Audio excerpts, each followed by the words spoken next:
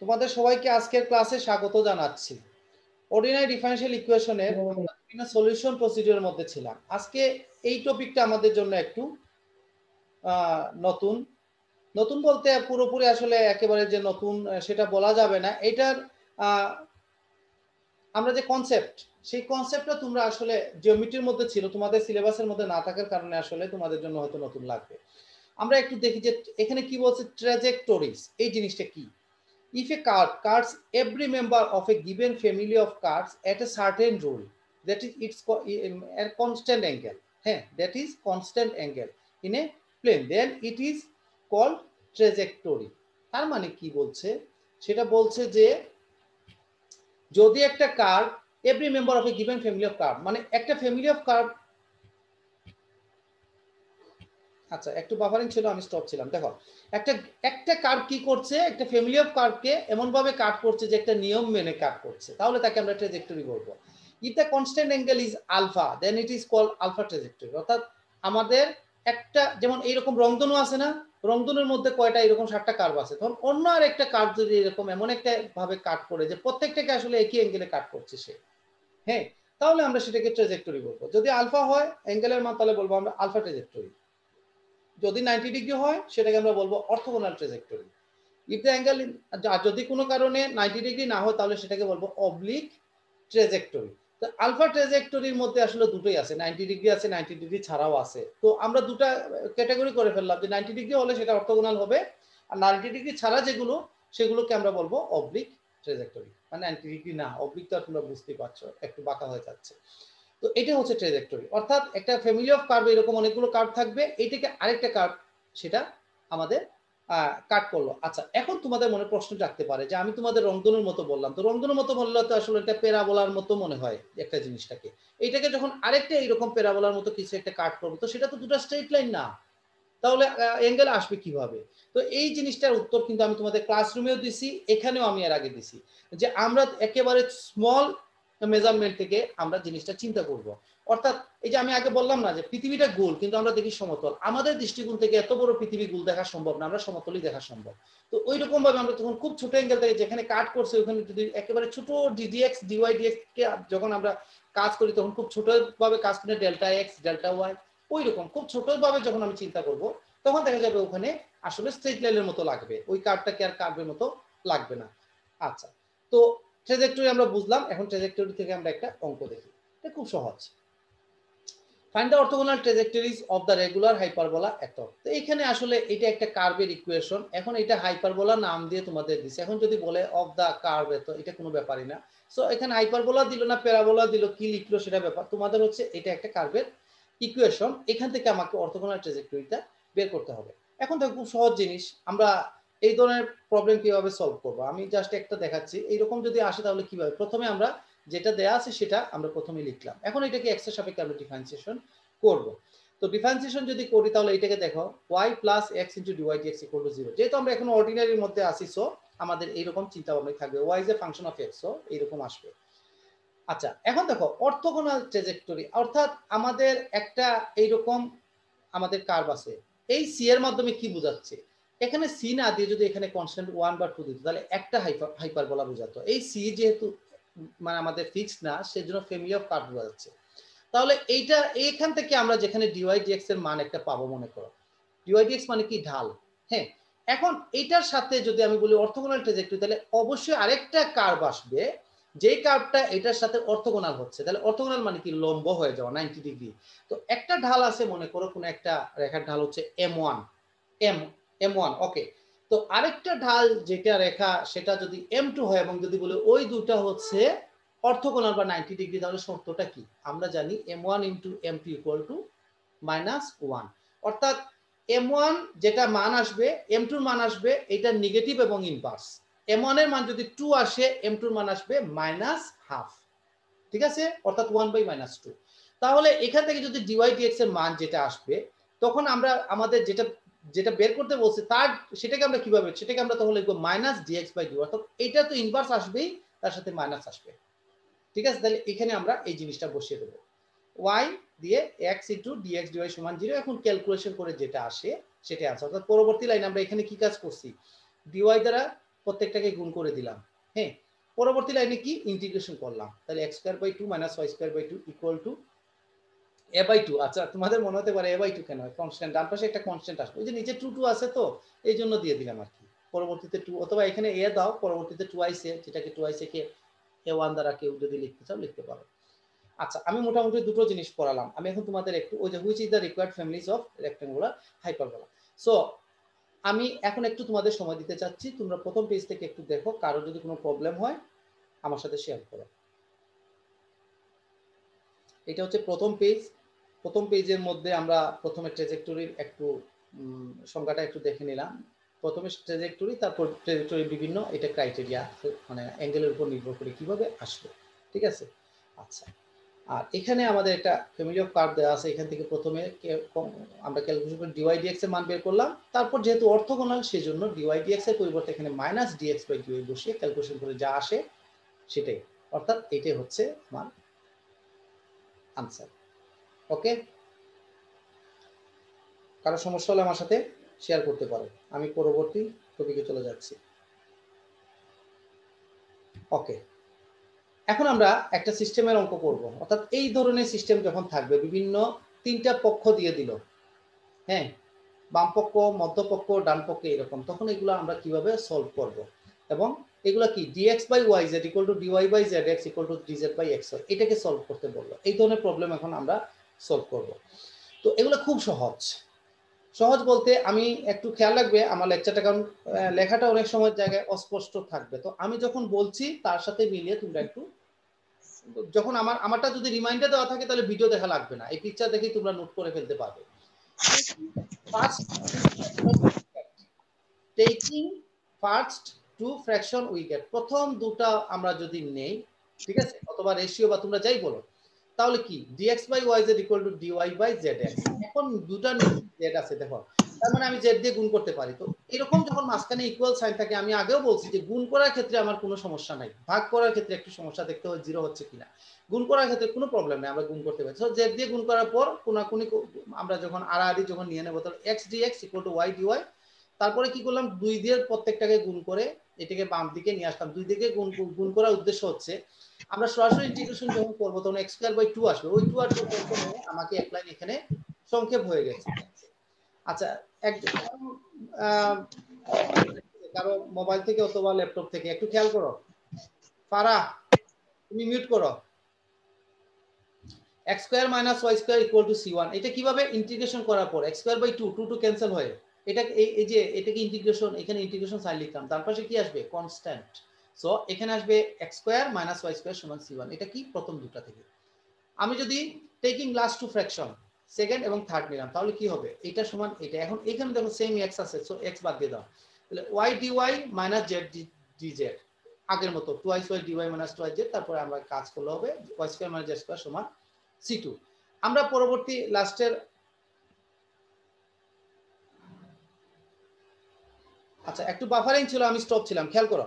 আমরা যখন এইরকম দুটো টার্ম নিয়ে আসবো, অর্থাৎ এখানে এক্স ওয়াই জেড এর ফাংশন না, সো এখানে এক্স ওয়াই আসছে, এখানে কি ওয়াই এবং জেড, তার মানে তিনটা কিন্তু চলে আসছে।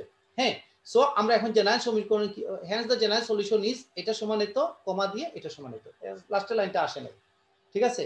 এটা তোমরা লিখে দিবা, পরবর্তী অঙ্ক দেখলেই তোমরা বুঝবা যে লাস্টের লাইনটা কিভাবে লিখতে হয়। অর্থাৎ এখান থেকে একটা সলিউশন আসলো, এখান থেকে সলিউশন আসলো, তখন এই দুটো মিলিয়ে আমরা লিখে দিই hence the general solution is, এটা সমান c1 কমা এটা সমান c2, দেখে আনসার, ঠিক আছে। আচ্ছা, এখন তোমাদের মনে প্রশ্ন জাগতে পারে, যদিও তোমরা প্রশ্ন খুব একটা করো না, প্রশ্ন জাগতে পারে আমি এখানে প্রথম দুটা নিলাম, পরবর্তী কি লিখলাম, টেকিং লাস্ট টু ফ্র্যাকশন। তো যার কারণে প্রথম দুটার মধ্যে y আছে, লাস্ট দুটার মধ্যে y আছে, yটা ডাবল অ্যাটেন্ডেন্স। এখন কারো মনে হলো না প্রথম দুটা নিলাম, আমি পরে প্রথমটার সাথে থার্ডটা নিব, অসুবিধা কি, সমস্যা কি, কোনো প্রবলেম নাই, প্রথমটার সাথে তৃতীয়টা নাও, তখন x স্কয়ার মাইনাস y, এখানে কি আসবে x y চলে যাবে, z আর x এর মধ্যে আসবে, অর্থাৎ x square minus z square equal to c2, এইরকম কিছু একটা টার্ম আসবে, তখন জেনারেল সলিউশন ওখানে x এর অ্যাটেন্ডেন্স দুবার থাকবে, ঠিক আছে। সো খেয়াল রাখতে হবে শুধু x y z সবগুলো মিলে কি x y z কভার হচ্ছে কিনা, যে কোনো একটা দুইবার আসবে, একটা এটা নির্ভর করে কিসের উপর, তুমি কোন দুটো ফ্র্যাকশন নিচ্ছ। প্রথম দুটো নিলে x আর y আসবে, লাস্টে দুটো নিলে y আর z আসবে, ফার্স্ট আর থার্ড নিলে x আর z আসবে, স্বাভাবিকভাবে যে কোনো দুটো নিয়ে আনসার লিখে দিবা, খুবই সহজ, আমি এখানে সময় নষ্ট করছি না। একসাথে 2-3টা শেষ করি, তারপর তোমাদের সময় দিব। আগে বলছি এখানে অস্পষ্টতা আছে, সো আমার লেকচারটা একটু মনোযোগ দিয়ে খেয়াল করবে তোমরা, তাহলে তোমাদের নোট করতে আর কোনো প্রবলেম হবে না। dx divided by y square equal to dy divided by x square equal to dz divided by x square y square z square। তোমাদের মনে হতে পারে এখানে তো শুধু z square থাকলে ভালো হতো, সবসময় আমাদের ইচ্ছা মতো দিবে না, বা আমরা যেভাবে কমফোর্ট ফিল করি সেভাবে দিবে না। হ্যাঁ, আচ্ছা, তো প্রথমে আমরা কি করলাম, টেকিং ফার্স্ট টু ফ্র্যাকশন, এই দুটা থেকে যখন আমি নিচ্ছি, দেখো এটা সমান এটা, এখন কোনাকুনি গুণ করো, x square dx equal to y square dy, তারপর বাম পাশে এখন দেখো এটাকে 3 দিয়ে গুণ করছি, আমরা আগে 2 দিয়ে গুণ করছিলাম যখন x dx ছিল, 3 দিয়ে কেন, এখানে x cube by 3 একটা আসবে, ওই 3টা বাদ দেওয়ার জন্য। তোমাদের মনে যদি প্রশ্ন জাগে আমি আমার দরকার নাই, আমি এটা দিব না, কোনো সমস্যা নাই। তখন কি হবে, আর তোমাদের এখানে আসবে x cube by 3, এখানে আসবে y cube by 3 equal to c1 something, তখন ওই 3টা ডান পাশে গুণ করে 3c1 সমান c2 বা এরকম একটা কনভার্ট করতে হয়। ওই কনভার্টটা যেহেতু বারবার একবার c1 পরেরটাতে আবার c2 আসবে, সেই জন্য আমরা এখানে 3 দিয়ে গুণ দিচ্ছি। যদি কিউব থাকতো তখন কি করতাম, আমরা 4 দিয়ে গুণ দিতাম। হ্যাঁ, তো তোমরা এখানে গুণ দিলে আর কি একটু সুবিধা পাবে, আর কিছু না। তো এটা সহজ জিনিস। দেখো আমরা এটা কিভাবে বুঝবো যে কখন কাজ করতে পারবো, যখন দেখবে যে dx এর সাথে x এর টার্ম আছে, dy এর সাথে y টার্ম আছে, তখন তো ইন্টিগ্রেশনটা খুব সহজে আমরা করতে পারি। আচ্ছা, এখন দেখো taking first and third fraction, এখন প্রথম এবং তৃতীয়টা নিচ্ছি আমরা, এটা সমান এটা, পরবর্তীতে দেখো y স্কয়ার y স্কয়ার দুই জায়গায় আছে না, তাহলে ক্যান্সেল হয়ে যাচ্ছে, তাহলে এখানে থাকবে dx divided by z to the power -2। আচ্ছা, এই z স্কয়ার আছে তো এটা বাম পাশে নিয়ে আসলাম, আর এটা সমান এটা এখানে থাকলো, আর না হলে অসুবিধা নাই, এটাকে তোমরা জায়গাতে থাকলেও কিচ্ছু হবে না, x স্কয়ারটাকে শুধু বাম পাশে নিয়ে নিলে হলো, যে dz divided by z square. হ্যাঁ, dz divided by z square, এটা -2, এই লাইন না লিখলেও সমস্যা নেই, এটা না লিখলেও কিচ্ছু আসবে যাবে না, তোমরা মনে করে এই লাইন থেকে আসবে, তখন কি y square y square cancel, x স্কয়ারটা বাম পাশে গুণ আকারে সরাসরি চলে যাবে। ওকে, ইকুয়াল টু ডান পাশে কি dz divided by z square, না ওইটাকে লেখা যায় z to the power -2 dz। কেন লিখলাম, ইন্টিগ্রেশনে যখন এইরকম কিছু একটা লিখতে আমাদের ইন্টিগ্রেশন করতে সুবিধা হয়, -2 + 1 ডিভাইডেড বাই -2 + 1, ওইভাবে কাজ করে ফেলি আমরা। আচ্ছা, এখন দেখো তো তাহলে আমরা এখানে কি x স্কয়ার dx, তাহলে এই যে 3 দিয়ে গুণ দিলাম প্রত্যেকটাকে, হ্যাঁ 3 দিয়ে গুণ দিলাম। আচ্ছা, এখানে 3 দিয়ে গুণ দেওয়ার পর একটু ঝামেলা রয়ে যাবে, আচ্ছা তোমাদের আমি বলছি। তো 3 দিয়ে গুণ দেওয়ার পর ইকুয়াল টু, ডান পাশে এখানে একটু অস্পষ্টতা আছে, ইকুয়াল টু 0 লিখবা। হ্যাঁ, এখানে মাইনাস দিয়ে বাম পাশে নিয়ে আসলাম, z টু দি পাওয়ার -2 কিন্তু। তো এখন ইন্টিগ্রেশন করলাম, তাহলে বাম পাশে x³ প্লাস 3 এর জায়গায় 3 থাকবে, z টু দি পাওয়ার -2 আছে, তাহলে উপরে আসবে z টু দি পাওয়ার -1, আর নিচে থাকবে -1, কারণ -2 + 1 -1, ওই মাইনাসে মাঝে তখন প্লাস হয়ে যাচ্ছে, তাহলে এইটাই আসলে আনসার। এই 3টা আমার থেকে যাবে, কিছু করার নেই, কারণ বাকি দুটোর সাথে তো আর নাই। তো here the general solution is, এই যে দেখো প্রথমটা এখানে লিখলাম x³ - y³ সমান c1 and x³ + 3z two the পাওয়ার -1 সমান c2। কিছু অস্পষ্টতা আছে, সেই জন্য আমি তোমাদের একটু সময় বেশি দিলাম। এখন এই দুটো অঙ্ক দেখালাম, এই দুটোর মধ্যে তোমাদের কারো কোনো প্রবলেম আছে কিনা আমাকে একটু শেয়ার করতে পারো। আমি প্রথম অঙ্কটাতে একটু যাই। হ্যাঁ, এটাতে আমি বলছিলাম জেনারেল সলিউশন লিখবা, হ্যাঁ দ্য জেনারেল সলিউশন ইজ, এটা লিখে কমা লিখবা, তারপর এটা। এখন তোমরা একটু দেখতে থাকো। আমি বারবার বলছি, কারো একটু সমস্যা হলে কোনো হেজিটেশনে ভুগবে না, সাথে সাথে আমাকে কোশ্চেন করবে।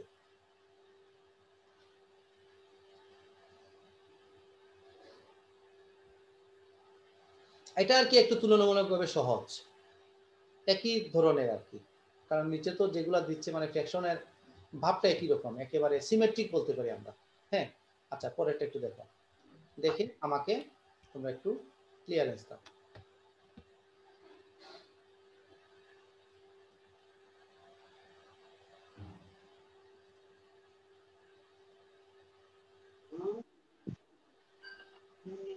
জি স্যার, বুঝছি স্যার। তাহলে আমরা পরের টপিকে যাচ্ছি, এগুলো কিন্তু সহজ। হ্যাঁ, সহজ। এটাও দেখো, এইটাও সহজ মোটামুটি, এইটা মোটামুটি একটু স্পষ্ট আছে। dx by y dy by x dz divided by x y z square into x square minus y square। দেখো প্রথম অঙ্ক দেখলাম কি মোটামুটি সিমেট্রিক, একেবারে মিল খাচ্ছে। সেকেন্ড অঙ্ক দেখলাম দুটো ফ্র্যাকশন মোটামুটি ঠিক আছে, 3 নম্বরটাতে এসে ঝামেলা, এটা দেখো একেবারেই ডিস্টার্ব করে ফেললো। ঠিক আছে, আচ্ছা, অর্থাৎ তোমরা যদি মনে করো প্রথম দুটো ঠিক, তাহলে তৃতীয়টার সাথে একেবারেই মিলছে না, প্রথমটা কোনো ধরনেরই মিলছে না। তো প্রথম দুটো যদি আমরা নেই, দেখো এইরকম প্রথম দুটো অবশ্য সহজ, এইটা তো তোমরা করছো, একেবারে ফার্স্ট অঙ্কটা এইরকমই, x dx y তাহলে 2 দিয়ে গুণ দেওয়ার পর এরকম আসে।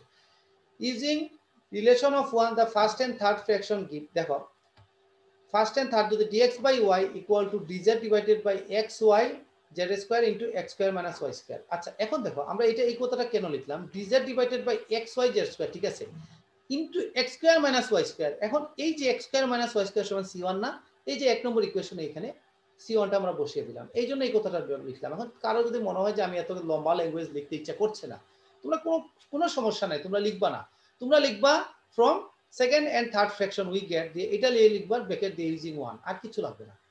তোমরা যেভাবেই বুঝাতে পারো এক্সামিনার দিয়ে সেটাই কারেক্ট। এখন দেখো এখানে ওয়াই আছে না, ওয়াই ওয়াই ক্যান্সেল হয়ে যাচ্ছে, আর এক্সটা তাহলে কি বাম পাশে গুণ দিয়ে দাও, তাহলে এক্স এবং সি1 সহ বাম পাশে গুণ দিয়ে দাও, 2c1x dx। আচ্ছা এর সাথে আবার 2 এই যে একটু বেশি কাজ করে ফেলছে, এই যে 2 দিয়ে গুণ করছি কেন, ওই যে x থাকার কারণে x²/2 তো ওইটা বাদ দেওয়ার জন্য। যাই হোক, আর এখানে কি থাকবে, z² আছে, তার মানে z⁻2 dz, ওই যে 2 দিয়ে গুণ দেওয়ার পর, তাহলে আগের অঙ্ক যেহেতু বুঝতে পারছি এখানে আমাদের সমস্যা হবে না। এখানে দেখো তারপরে পরের অঙ্কটা কি, সি, আচ্ছা ইন্টিগ্রেশন করে ফেলছি পরের জায়গাতে, 2 ক্যান্সেল x²/2, তাহলে c1 তার জায়গাতেই থাকবে, x² minus plus 2 z⁻1 equal to, আচ্ছা এইখানে একটু কারেকশন লাগবে, ঠিক আছে, এটা কিন্তু c1, খেয়াল রাখবে c1 তার জায়গাতে আছে, x কে ইন্টিগ্রেশন করলে x²/2, 2 ক্যান্সেল হয়ে এটা হয়ে যাবে, ইন্টিগ্রেশন করছি কিন্তু আমরা, কারো ডিস্টার্ব হলে এখানে ব্র্যাকেট দিয়ে লিখবে বাই ইন্টিগ্রেটিং, ডান পাশে কিন্তু এটা 0 না, এটা হবে c2, কেমন, এটা লিখবে তোমরা c2।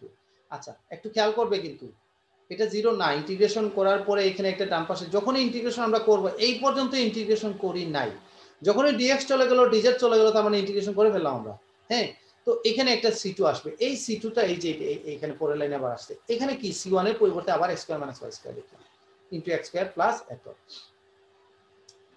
আচ্ছা এখন তোমাদের মনে প্রশ্ন জাগতে পারে, আমি ওই তো আবার x² - y² লিখলাম, তো এখানে আবার এই কাজ করতে গেলাম কেন? এইটা যাওয়ার উদ্দেশ্য হচ্ছে একটাই, যে x² এবং y² এর যে পার্থক্যটা, সেই পার্থক্য হচ্ছে একটা কনস্ট্যান্ট, এই কনস্ট্যান্টের উপর যদি আমি কোনো ইন্টিগ্রেশন ডিফারেন্সিয়েশন কাজ করাতে যাই, আমি একটা ফ্যাসিলিটি পাই, সেই কনস্ট্যান্টটা বাইরে চলে আসে, আমি এই সুযোগটা আমি বাইরে নিয়ে আসলাম, বুঝতে পারছো, যে c1টাকে আমি ইন্টিগ্রেশনের বাইরে নিয়ে চলে আসলাম, যেহেতু এটা কনস্ট্যান্ট, কেমন, সেই জন্যই আসলে আমাদের পরবর্তীতে আবার জায়গা নিতে হবে, এটা সমান c2, hence the general solution is, প্রথমে এইটা লিখলাম and, এটা হচ্ছে and, কেউ যদি and না দিয়ে কমা দেয় তাও হবে, সমস্যা নেই, আবার কেউ যদি ল্যাঙ্গুয়েজ দিয়ে লিখে a and d তাও চলবে, শুধু লিখতে হবে ঠিক মতো, তারপর এটা লিখে আমরা আনসার দিয়ে দিলাম। তো আশা করি আগের দুটো অঙ্ক বুঝছো, এটাতে কোনো সমস্যা নেই, আর তারপর তো আমি সময় মতো তোমাদের আবার দিবই, রিভিশন দেওয়ার সুযোগ তো দিবই। আচ্ছা দেখো dx/xz, dy/yz, dz/xy, তো তোমাদের কাছে মনে হতে পারে যে এই ধরনের তোমরা আসলে করছো, আসলে ঠিক এই ধরনের তোমরা করো নাই, এটা আরেকটু ঝামেলার অঙ্ক, ঠিক আছে, কারণ হচ্ছে এইখানে যদি আমি দেখি উপরে dx, এখানে xz মানে x আছে, হ্যাঁ, dy ডিভাইডেড বাই yz, এখানে আবার y আছে, আবার dz যখন, তখন এখানে নিচে কোনো জেডই নেই, আগেরগুলোর সাথে তোমরা মিলাতে পারবে না, এটা তো অনেক ঝামেলা আছে, হ্যাঁ, অর্থাৎ সিমেট্রিসিটি নাই, সিমেট্রিসিটি এখানে নাই, কেমন। আচ্ছা তো টেকিং ফার্স্ট টু ফ্র্যাকশন, প্রথম দুটো যদি নেই তাহলে আমরা এটা লিখলাম dx/xz, dy/yz, তাহলে আমরা এখানে স্বাভাবিক z ক্যান্সেল করতে পারবো, হ্যাঁ, তাহলে dx/x মাইনাস dy/y সমান 0, তো এখানে আসলে কোনো কিছু তো গুণটন দিয়ে লাভ নাই, কারণ dx/x ইন্টিগ্রেশন করলে স্বাভাবিকভাবে ln x আসবে, হ্যাঁ, এটা আসবে ln y ইকুয়াল টু, দুটোই যেহেতু লগারিদম ডান পাশে, সেটা আমরা log c1 লিখি, কারণ কনস্ট্যান্ট আসবে তো ওইটাকে আমি log of সামথিং লিখতেই পারি।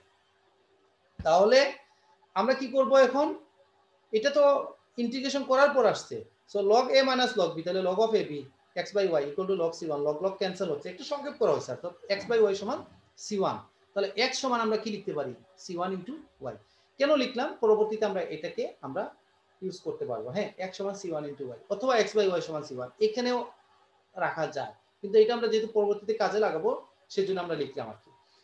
From the third and second, আচ্ছা 2 নম্বর আর 3 নম্বরটা যদি আমরা লিখি, আমরা এইভাবে লিখবো 2 আর 3। এখন আমরা কি কাজ করব, এখানে আমরা দেখি কোন জায়গাটা, এই যে y টা আমরা বাদ দিতে পারি, হ্যাঁ, দু জায়গাতেই y আছে, তাহলে আসবে x dy equal to y z dz, x dy equal to z dz, হ্যাঁ, তাহলে এই x এর পরিবর্তে এখন আমরা বসিয়ে দিলাম c1y, আগে পাইছি না আমরা, এখানে ইউজিং 1 বা এখানে যদি কেউ লিখতে চাও লিখতে পারো, ডিওয়াই সমান যে, এরপরে আর কেমন কিছু ঝামেলা নাই, 2 দিয়ে গুণ করলাম, বাম পাশে নিয়ে আসলাম, তারপরে যে এখানে আবার ঠিক আছে, ডান পাশে c2 চলে আসছে, ইন্টিগ্রেশন করার পর এটা আসবে। এখানে আবার মনে রাখবে একটা ইকুয়েশন দুটা কনস্ট্যান্ট আমরা রাখতে পারবো না, এই c1টা আমরা নিয়ে আসছি আমাদের সুবিধার্থে। হ্যাঁ, এখন আবার c1 থেকে আগের জায়গায় আমরা চলে যাব, c1 এর পরিবর্তে x বাই y বসাবো, c1 এর পরিবর্তে x বাই y বসিয়ে যা আসে আনসার তাই। তাহলে hence the complete solution is এটা সমান এত এন্ড xy সমান মাইনাস z স্কয়ার সমান c2। আমি মোটামুটি কয়টা পেজ বুঝালাম, এখন আবার দুটো বুঝালাম। প্রথম হচ্ছে এটা, তারপর হচ্ছে এটা। কারো সমস্যা হলে আমি সময় দেব, না হলে আমি পরে পেজে চলে যাব। কারো সমস্যা আছে কিনা একটু দেখো, আমাকে বলো।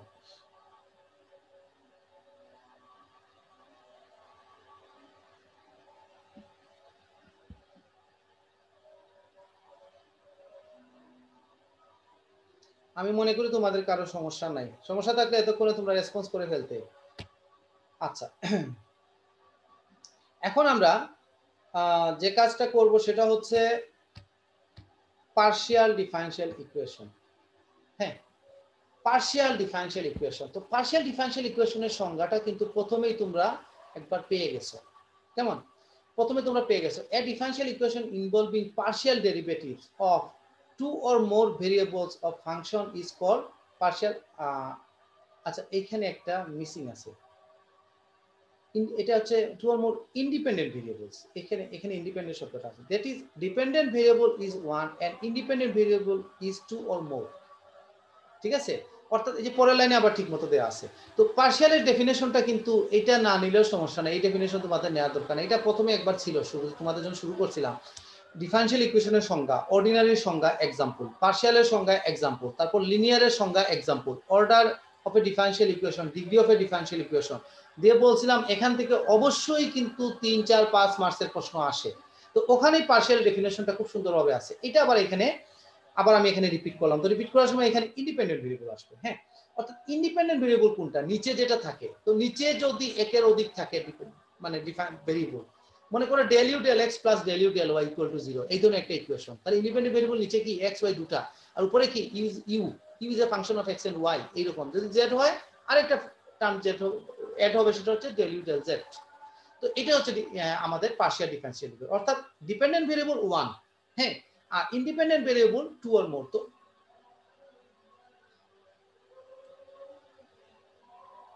আচ্ছা, আমার এখানে বাফারিং ছিল, আমি একটু স্টপ ছিলাম, এইখানে আমি 1টা ফিক্সড করে বলছি। আর স্যার ওইখানে তোমাদের কি কারেকশন হবে বলছিলেন, এটা বোঝা যায় না। আচ্ছা হ্যাঁ ঠিক আছে, আমি সেজন্য আবার রিপিট করছি, খেয়াল করো। এখানে ডিপেন্ডেন্ট ভেরিয়েবল 1, তোমাদের যখন ক্লাসটা শুরু করছিলাম 3-4টা লেকচার আগে, তখন তোমাদের বলছিলাম ডেফিনিশনের সময় যে ডিপেন্ডেন্ট ভেরিয়েবল সম্বন্ধে কোনো কিছু বলা নাই, কিন্তু ইন্ডিপেন্ডেন্ট ভেরিয়েবল হচ্ছে মোর লেখা। হ্যাঁ, মোর মানে মোর দেন 1, আর ডিপেন্ডেন্ট ভেরিয়েবল 1 হতে পারে একাধিক। এখানে 1 লিখলাম কারণ আমাদের ম্যাক্সিমাম ক্ষেত্রে আমরা একটা নিয়ে কাজ করি, ঠিক আছে, সেটা হচ্ছে একটা ব্যাপার। আচ্ছা, তো আমরা যখন আগের ডেফিনেশনে তখন কিন্তু ডিপেন্ডেন্ট ভেরিয়েবল সম্বন্ধে কিছু বলা নাই, কিছু না বললেও সময় আসলে জেনারেলি কিছু বলা হয় না। আমরা যদিও একটা ভেরিয়েবলই থাকে ডিপেন্ডেন্ট ভেরিয়েবল, কিন্তু ইন্ডিপেন্ডেন্ট ভেরিয়েবল একের অধিক অবশ্যই থাকতে হবে পার্শিয়ালি।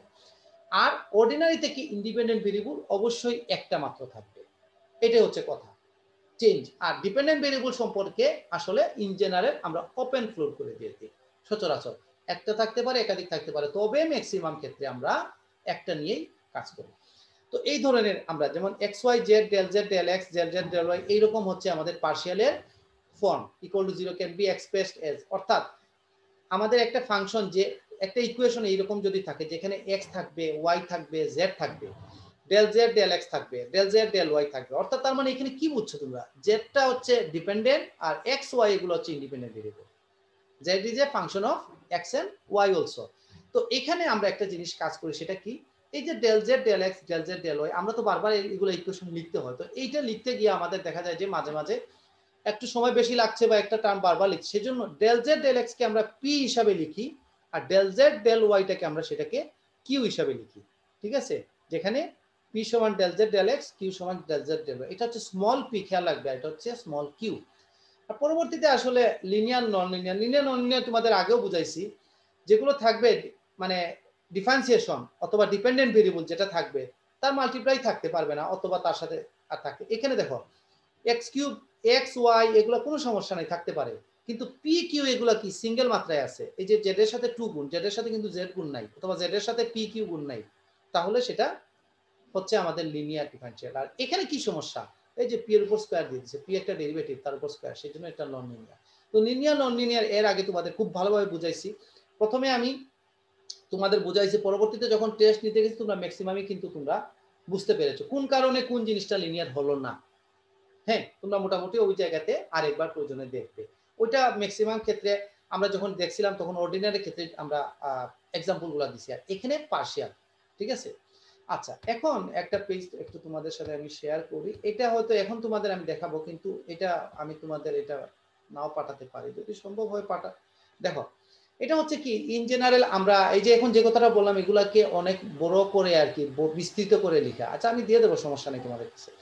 অর্থাৎ আমাদের যদি an equation involving partial differential derivative of function two or more independent variables is known as partial differential equation, এইরকম বিভিন্ন ডিগ্রি অফ সাচ, এটা হচ্ছে এর অনেক কিছু লেখা আছে।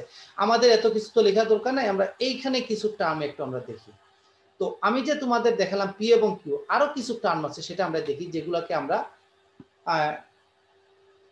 পরবর্তীতে বিভিন্ন জায়গায় ব্যবহার করব। পি মানে হচ্ছে ডেল জেড ডেল এক্স, এই মাত্র দেখছো।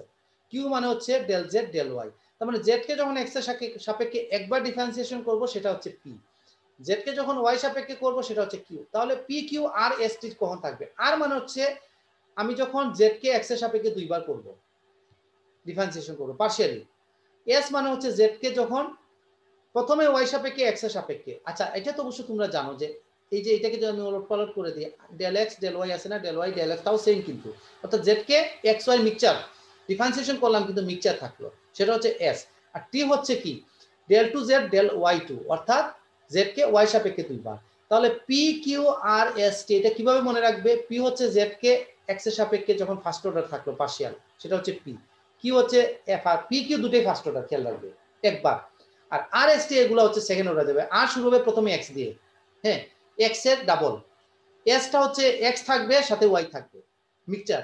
আর টি এর ক্ষেত্রে একবারে শেষেরটা না, শুধু ওয়াই ক্ষেত্রে ডাবল মানে সেকেন্ড অর্ডার পর্যন্ত যাবে এবং সেটা পার্শিয়াল হবে এন্ড সো অন এগুলো। আচ্ছা তারপর এই যেটা ডেল ইউ ডেল এক্স কে আমরা ইউ দিয়ে যেভাবে এক্স লিখি, এটা কিন্তু তোমরা জানো, এটা কিন্তু আমি আগেও দেখাইছি।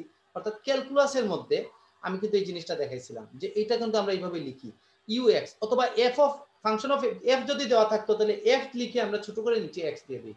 অর্থাৎ এটাকে এক্স এর সাপেক্ষে পার্শিয়াল ডেরিভেটিভ বোঝায়। ইউ ওয়াই মানে হচ্ছে del u del y, u x x মানে হচ্ছে এই যে এটা দুইবার এক্স এর সাপেক্ষে, ইউ এক্স ওয়াই মানে প্রথমে ওয়াই সাপেক্ষে তারপর এক্স এর সাপেক্ষে, এইরকম বোঝাচ্ছে এন্ড সো অন। ঠিক আছে, আচ্ছা তার মানে এই পেজটাও আমি অসুবিধা নাই, আমি তোমাদের দিয়ে দেবো। এটা আসলে জাস্ট এটা ক্লাসরুমে তো মোটামুটি আমাদের একটু সময় বেশি থাকে, সেই জন্য এগুলা নিয়ে কিছু আমরা আলোচনা করি, এখানে সবগুলা চলে আসতে আর কি, সেটাও একটা বিষয়। কেমন?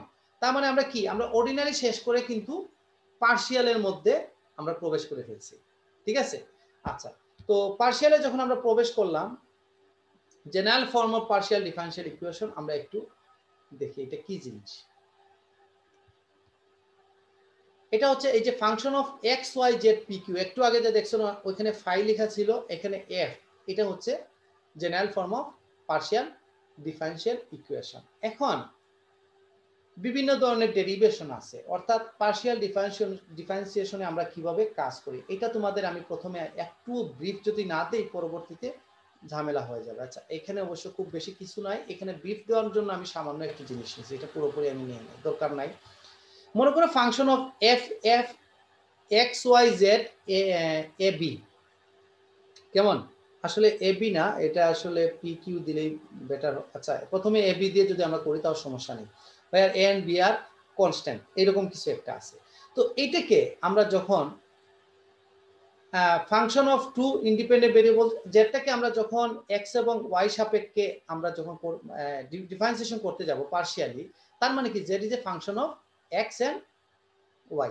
ঠিক আছে, আচ্ছা এখন আমরা এটাকে যখন ডিফারেন্সিয়েশন করব, এটাকে এক্স এর সাপেক্ষে প্রথমে খেয়াল করো, differentiating with respect to x and y partially, তখন আমরা কি পাই এই জিনিসটা আমি তোমাদের শুধু একটু আইডিয়া দিতে চাচ্ছি, কারণ এটা আমার পরবর্তীতে বারবার কাজে লাগবে। এখানে আমি ডিটেলসে যাব না, আমি শুধু তোমাদের বলবো যে আমি পার্শিয়ালের কনসেপ্টটা কিভাবে আসে। এইটাকে মনে করো এক্স এর সাপেক্ষে ডিফারেন্সিয়েশন করতে চাচ্ছ তোমরা, ঠিক আছে? তাহলে কি আসবে? প্রথমে ডেল এফ ডেল এক্স, ঠিক আছে, ডেল এফ ডেল এক্স, তাহলে একটা টার্ম আসলো। এখন এইখানে কি কি টার্ম আছে? এক্স এর পরে ওয়াই আছে, তারপর জেড আছে। এখন ওয়াইটা কি? ওয়াইটা হচ্ছে ইন্ডিপেন্ডেন্ট ভেরিয়েবল, খেয়াল রাখবে এক্স এবং ওয়াইটা হচ্ছে ইন্ডিপেন্ডেন্ট ভেরিয়েবল, আর জেডটা হচ্ছে ডিপেন্ডেন্ট ভেরিয়েবল। হ্যাঁ, z is a function of x and y, খেয়াল রাখবে। সো আমি যখন এই এফ কে যখন আমি ডিফারেন্সিয়েশন করব, তখন ভিতরের সবগুলো আইটেম একটা একটা করে আমার চিন্তা করতে হবে। পরবর্তীতে যখন ডেল এফ ডেল এক্স করলাম ইন্টু ডেল এক্স, অর্থাৎ আমি যখন নর্মালি অর্ডিনারি করতাম, মনে করো x square plus y square, হ্যাঁ, এটাকে যখন এক্স এর সাপেক্ষে ডিফারেন্সিয়েশন করতাম তখন কিভাবে করতাম? তোমরা একটু চিন্তা করতো, 2x প্লাস প্রথমে ওয়াই স্কোয়ার কি কিভাবে কাজ করতাম? আমরা 2y আগে লিখতাম, তারপর কি dy dx। এখন তোমাদের যদি মনে হয় তাহলে এক্স স্কোয়ার যেখানে ছিল ওখানে আমরা দেখি এরকম কিছু ছিল কিনা, অবশ্যই ছিল। এক্স স্কোয়ারকে তুমি যে 2x লিখলে, x square into dx of x এর উপরে স্কয়ার আছে না, বেসটা কি x, তাহলে dx বাই dx অর্থাৎ dx অফ x, মানে এটা 1 ছিল, x square into 2x into 1, ঠিক আছে?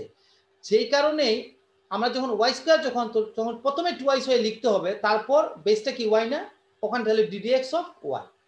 এই জন্য আমাদের সবগুলো জিনিস দেখতে প্রথমে ডেল এফ ডেল এক্স এখানে ছিল, এই যে del f del x into আবার ডেল এক্স, অর্থাৎ ডেল এক্স অফ এই যে x এ করতাম, মানে এটা 1, তাহলে এটা টার্ম আসলো প্লাস দিয়ে। দেখো পরবর্তীতে এই টার্মটা যখন আমরা এইটা কি করব, অর্থাৎ del f del x into del f del y del x, অর্থাৎ আমি এইটাকে যখন কোনো কারণে এক্স এর সাপেক্ষে পার্শিয়ালি ডিফারেন্সিয়েশন করতে যাব, এটা 0 হয়ে যাবে, সোজা কথা যেটা, ঠিক আছে? আচ্ছা, পরের টার্মটা আসো।